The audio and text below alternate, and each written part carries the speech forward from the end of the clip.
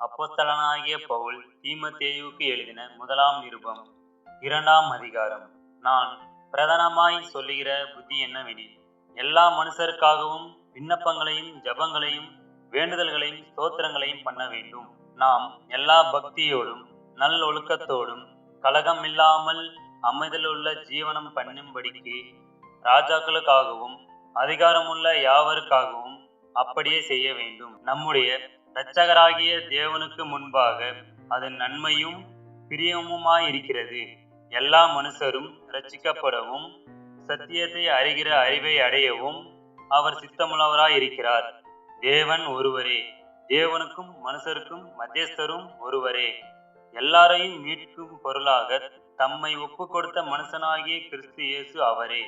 இதற்குரிய சாட்சி ஏற்ற காலங்களில் விளங்கி வருகிறது. இதற்காகவே நான் பிரசங்கியாகவும் அப்போஸ்தலனாகவும் புறஜாதிகளுக்கு விசுவாசத்தையும் சத்தியத்தையும் விளங்க பண்ணுகிற போதகனாகவும் நியமிக்கப்பட்டிருக்கிறேன். நான் பொய் சொல்லாமல் கிறிஸ்துவுக்குள் உண்மையை சொல்லுகிறேன்.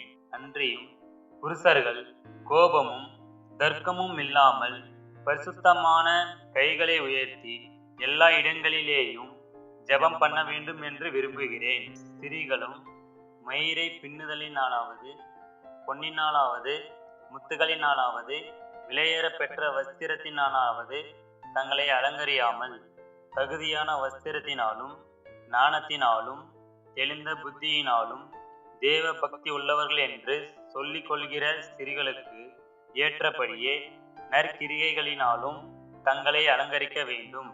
ஸ்திரீயானவள் எல்லாவற்றிலும் அடக்கமுடையவளாயிருந்து அமைதலோடு கற்றுக்கொள்ள கடவள்.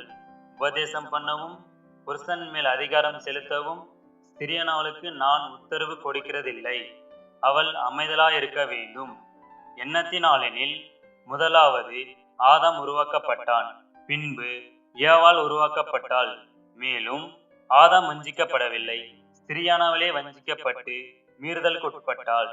அப்படியிருந்தும் தெளிந்த புத்தியோடு விசுவாசத்திலும் அன்பிலும் பரிசுத்தத்திலும் நிலை கொண்டிருந்தால் பிள்ளை பேற்றினாலே ரட்சிக்கப்படுவாள்.